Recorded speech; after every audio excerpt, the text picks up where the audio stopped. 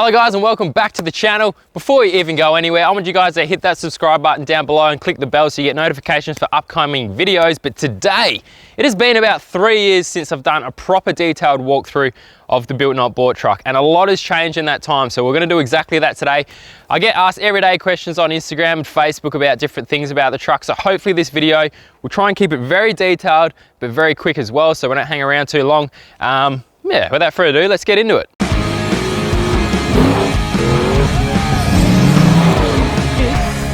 Sam from Built Not Bought.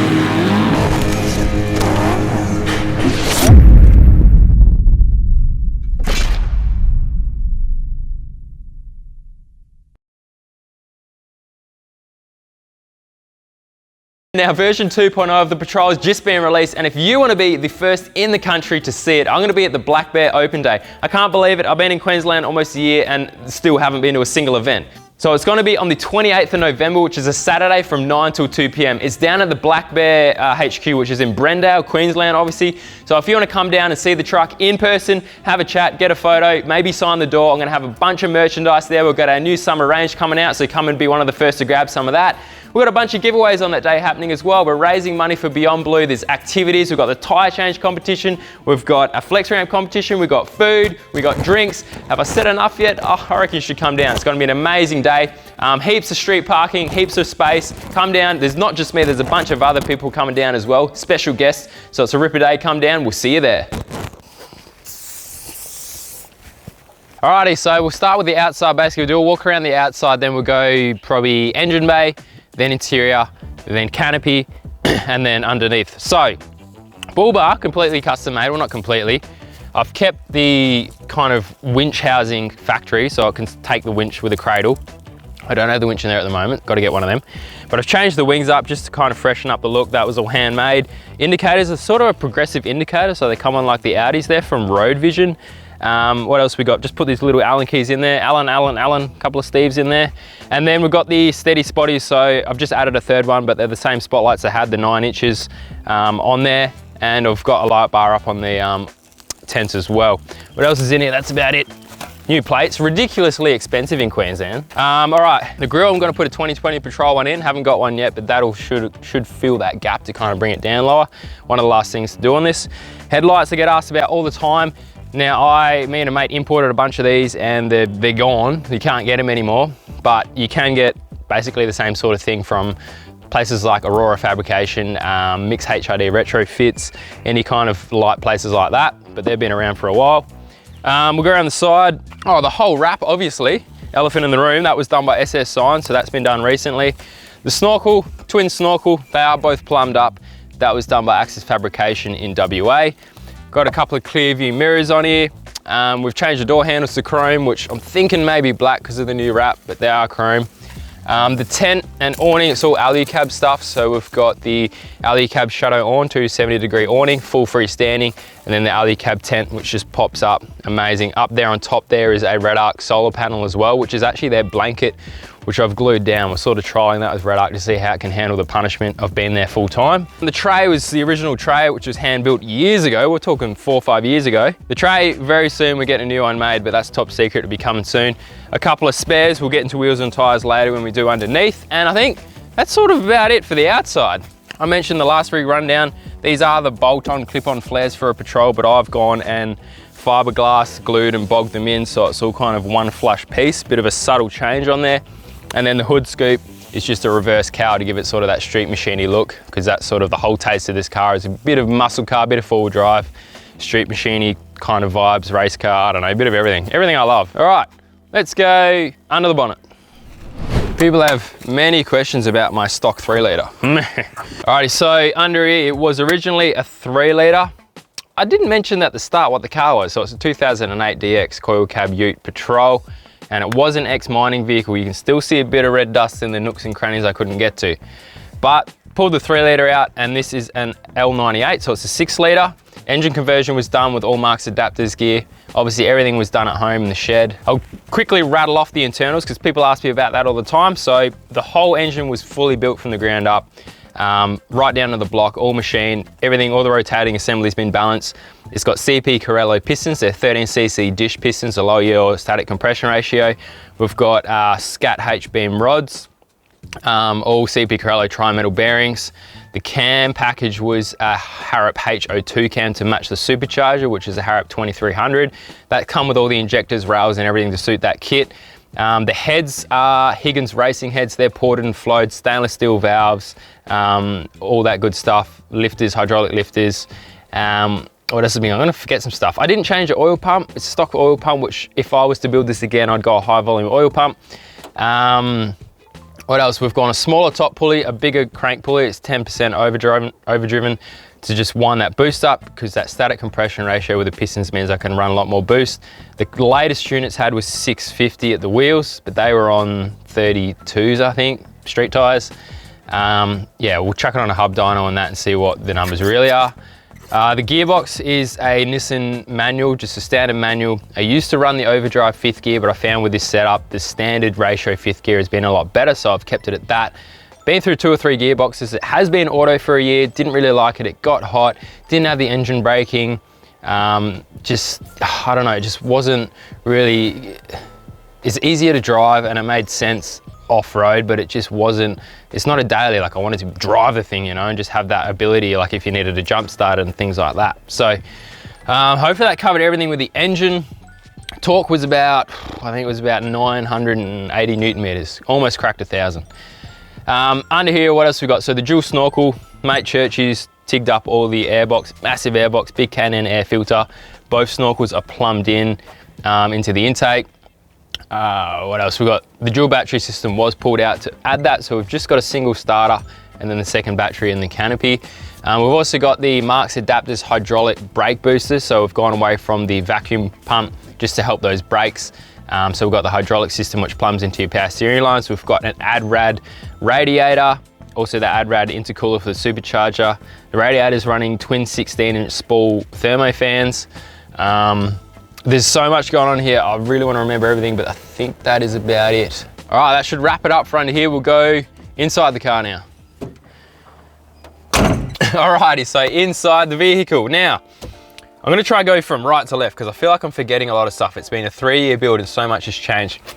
As a whole, the whole dash has changed. The Utes never came out with these black Series 4 dashes. They had the old Series 1, 2, 3 brown interiors, so that's been converted. So it's got like the electronic aircon, it's got the chrome bevels around the gauges, stuff like that, that a lot of Series 4 don't. I did paint all of the silver. This was actually wood grain.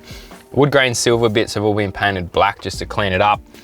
So whole dash swap, indicators and that, wiring was the only thing that had to change, and the whole crush bar, but other than that, it pretty much just bolted in. So from right to left, we've got all the red arc gauges, so I've got my boost and EGT.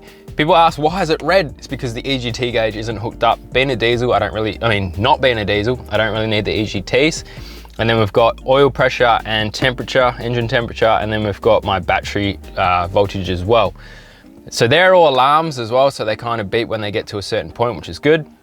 I've just got a little phone holder. My phone smashed the other day, but that's where that sits.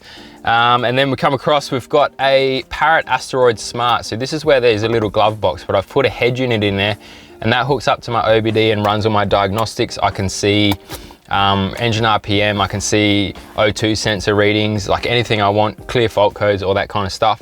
And then the iPad here, people always ask about this as well. It's basically my off-road map system. It's running HEMA, and it's literally just wired into my ignition. So when the ignition turns on, it starts charging. I can just press the button to close it down, and it's essentially just glued into that back piece. People are like, how can you install it? I've literally just gone in there with Sikaflex because that shit ain't coming out of there. So that's been running for 3 years without an issue.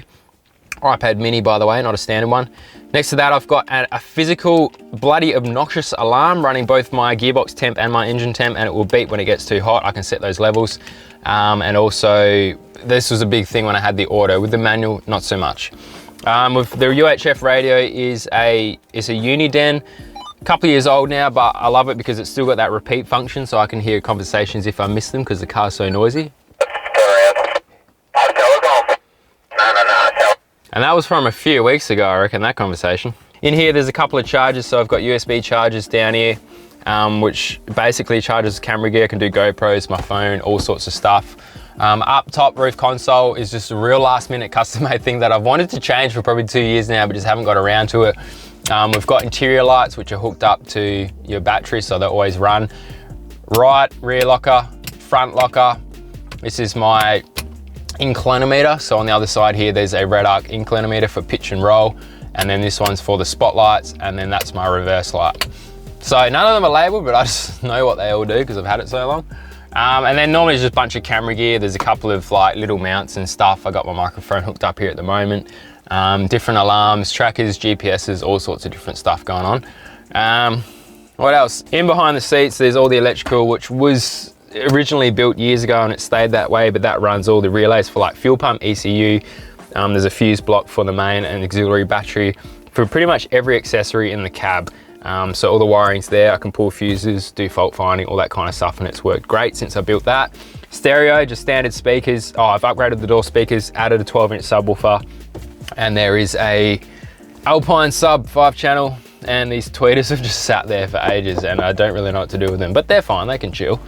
Only other thing is a mod that I really love is when the car's off, the key's out, all my windows still work. So when you camp, you just want to put the windows up and down and that and not have to turn the key on. So you can do that by bridging one of the relays behind the glove box, I'm pretty sure. But that was that long ago, I forget which one it is. Sorry. All right, that should cover out the inside. Let's go into the canopy. All right, in the canopy here, we'll start on the main side. And to be honest, not a lot has changed in here apart from sort of the electrical. So recently we installed the new Red Vision system, upgraded all of that. So we've got a 100 amp hour Deep Cycle Systems lithium battery, and then the full Red Vision, which has your Manager 30, which I'll show on the other side. We've got a 2000 watt red eye converter, then the switch panel I've just put up there. There's a couple of chargers here as well for camera gear and a cigarette outlet. Now the fridges and freezer, this fridge I've had for years as well, the old Ridge Rider slide out, because I found nothing that can suit what I need apart from this, because I can't fit a drop slide, and with the height you can't really look into the top, it's just not practical. So I can put long life stuff in there, but this slide has been amazing. You can't buy them anymore, sorry guys, people ask me, but they've discontinued them. So this thing's just gonna keep going up in value, I'll tell you what. So in here is normally just camp stuff, camera gear for today, depending what I'm doing. Behind that, I've just got a box of just the quick rip out little box for like cooking stuff. Just got dishwashing stuff and that when I go camping. There's a little table that slots in here, it's perfect. It's a tiny little one, so when you're sitting on your chair, it's like at that right height for your drinks and stuff. And then right at the back, I've got a big old army box, which has all my spare parts. I've got like spare alternator, belts, stuff. There's a video on my channel which goes through what's in that spares box. I'll try and link it below so you can have a look. Drawers, this one's just all camping gear. It's pretty empty at the moment, but it's got like pots and pans and all that usual stuff. On this side is normally the pantry. So because we're not really camping, all I've got is some long life milk. Why is that there? And different bits and pieces. Oh, this is cool. This came out from good old King's, because I don't have a big table. So this is a recent addition. So I can actually have a table without, I don't know, having to pull one apart. Pretty handy. All right, first aid box, which I recommend for everyone to take with you. And the whole canopy itself, which is hand built. Obviously on the build, the channel, Churchy helped with all the welding on that, being aluminium. Fully did the cage, and then we pretty much wrapped it in some 2mm alley sheets. Bit of a roll bar on the back to house the spare tires, hold that weight. And then we've used a bit of fake grass, what's it called? Like AstroTurf sort of stuff to finish off the bottom. And that is pretty much it for that. We'll go on the other side, not much going on over there, but we'll take a look. Alrighty, on the other side here, this is pretty much it. Oh, hang on. Look out! Sorry, there was a fly. Little gel blaster I bought. So much fun. It's like little water pellets. I don't know why I keep playing with these toys. Anyway, so this is pretty much just the storage side. Like this actually gets pretty full. We've got our camping chairs, different clothes, just the crap goes on this side. That's why it's a big open space. And then on longer trips, I have the freezer as well. So I've just got the old Waco freezer, and then the Manager 30 up there, which can, when I'm in the shed, 240 volt charger, that's amazing. So it charges up that lithium battery from the wall if I'm about to go on a trip. Oh, interior lights is actually rock lights, so they're steady rock lights. So I don't know why I did that, but it just happened. Fire extinguisher, highly recommend for people as well. to have one in the canopy, and I got one in the cab as well under my seat. And then this is interesting because when I go away, like working, like filming, I actually hook my full-on desktop computer in there, and that's what kind of holds it together. And this becomes like my office. I put my keyboard and everything. It's quite amazing. So yeah, that's what that's there for. And then obviously on the doors, pretty sentimental. So we've got Sydney 4 Drive Show, the Perth 4 Drive Show. There's Brizzy and Adelaide over there. So people have signed the doors. So if you can see your name there, look at that. I told you I wouldn't get rid of it. Bloody amazing. Let's go underneath the car. Alrighty, so everything that you can't see, well, we'll start with what you can, but underneath the car. So the rims are the Fuel Off-Road Covert, not COVID, they're the Covert rims. They are the bronze edition. They're a new 2020 wheel for them. They're a 17 by 9 neg 12 offset. You do have to get the centers board when you go the fuel wheels to suit the patrols because they're from the US. The tires are the Black Bear mud terrains, quite obviously. Now, I did paint these little letters white. People are like, how'd you get that? Because they don't do them. But go hassle Black Bear because I reckon they look bloody awesome. So they are the 35 12.5 17s and they've been pretty good so far. Real quiet on road and perform amazing off road, of course. So front diff, we'll try and go from the front to the back. Front diff is a stock patrol diff. It's fully braced with a superior bracing kit. Now the whole lift itself is a 3-inch. It has come down. It was sort of 4 to 5 inch, but with these Queensland laws, I've brought it down to 3 for the engineering. It's a full superior kit using their coils, their shocks, the 2.5 remote resis. They've got 2 stages of adjustment. Bloody awesome shocks, I must say. I did have the Kings on there, which were great, but these have performed just as good. Diff, sorry, we're on diff, so we're talking Harrop E-Locker on the front there. And then the brakes, we've upgraded them to the Bendix Ultimate Brake Kit. For me, this was an absolute must. Obviously, as soon as you do any engine conversion or put more weight on your four-wheel drive, brakes are just one of those things that you need to attend to. What was great about the Bendix kit is it actually came with everything you need, and they're designed for four-wheel drives. Your rotors, your pads, all your lubricants and fluids were supplied in the kit.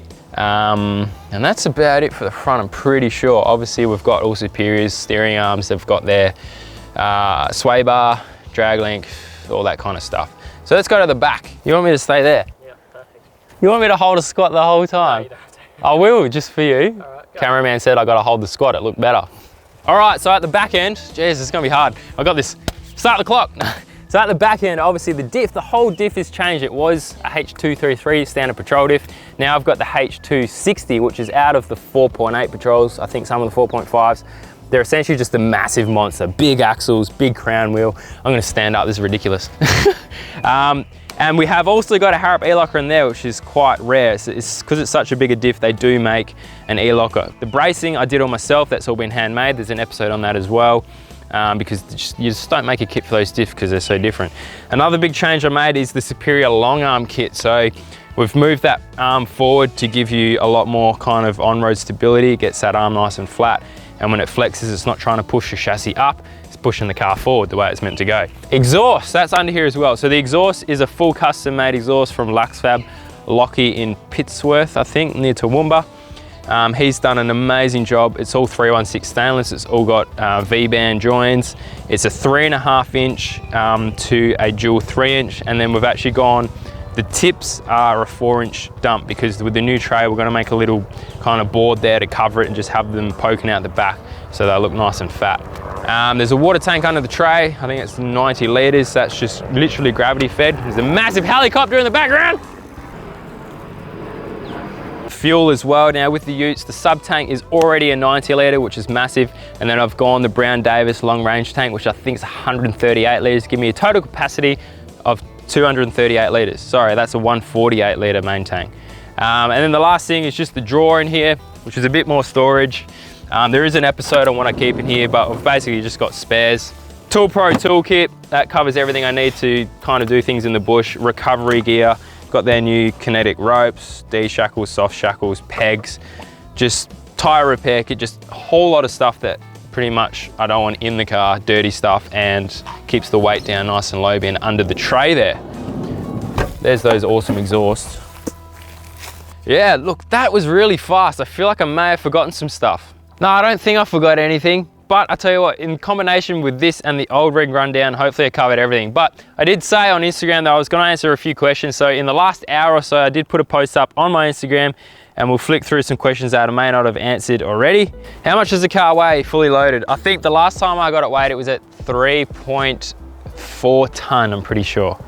The last time I weighed it, and that was full of gear as well. Fuel economy, so the fuel economy currently is at about 25 litres per 100, and it's really sat there since day dot, even through all the different tunes. So we've managed to squeeze more power out of it, but also retain that economy, which is good. So many people asking how much I've spent. I couldn't even answer that question, but it'd be well over 100 grand. What's the reasons for no rock sliders? All right, the sliders, I've been offered by a few different people now to make me a set of sliders, and I don't know, every car I've owned, I've just never got around to doing it. It's always the last thing to go on. And yeah, I'd run sliders, but I kind of want a specific design. I want this to be sort of tucked up, something that runs into the tray as well to protect all that. I don't really want that full sidestep look, so it's just trying to find the right one. People telling me that the new wrap looks shit. Oh, I'll just peel it off then.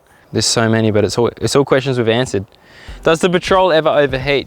Yes, it does. This was in a recent video on, I think we're on Stradbroke Island.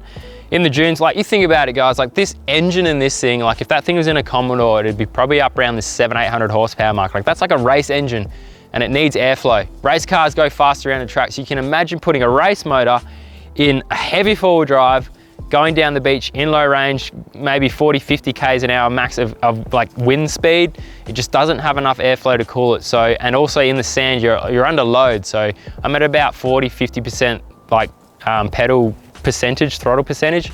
So you can imagine that under load, not much airflow, it does get hot. It'll run for maybe, I reckon probably only 15 minutes under that kind of conditions on a hot day, and then I'll have to pull over and let it cool. I mean, like the radiator is massive in it. It's just the power it's putting out and not enough airflow on a hot day. Well, this one's interesting. The Patrol's biggest problems in those 3 years. Ooh, I would say the gearbox is one. I mean, the auto was just drama after drama. I've been through 3 manual gearboxes. It's kind of the weak link in the car. I mean, I've broken a few. I do some stupid things with it, but that is the weak link, and it's sort of the one thing that would fail. Couple of little electrical gremlins, but that's no biggie. Another big one is the heat on the floor. I don't know whether it's the exhaust or the bell housing. The bell housing is full aluminium, which just holds so much heat being alloy, and the exhaust wraps straight around it. So if you're driving down the highway on a warm day, as soon as that bell housing and exhaust gets heated up, I mean, there's a good 120 degrees just sitting under the floor on the firewall, and the whole floor of the passenger side and the driver's side just gets so hot. When the aircon's on, they're kind of combating each other, and I just can't keep that cab cool. So I might try some shielding or something, but yeah, that's a problem that I've had for a while, just trying to keep the cockpit cool. I think that'll do for the questions, guys, and that'll wrap up the episode. Obviously, check out our website. Look, we've got the link down below for our merchandise. We've got our shirts, we've got our singlets coming in the summer. The hoodies there for winter as well, if you want to grab one of them before they sell out in the winter time. Otherwise, I'm going to jump this thing and enjoy it. There'll be a few chips coming up. I encourage you guys to subscribe and click that bell so you don't miss any of those episodes in the future. And the next one we will do will be the challenges. This being a rig rundown, we do the 4 challenges: the comfort, the sprint, the economy, and the flex challenge. And I do want to do this with my car because we have that leaderboard and I've never actually done it in my Patrol. So we'll get onto that very soon. Keep an eye out for that. I'll see you guys then. Peace. Please click the button to your left if you want to go and check out the latest merchandise we have on our website. If you missed last week's episode, click down below to see it. And most importantly, on the far left, hit that subscribe button. Thanks for watching.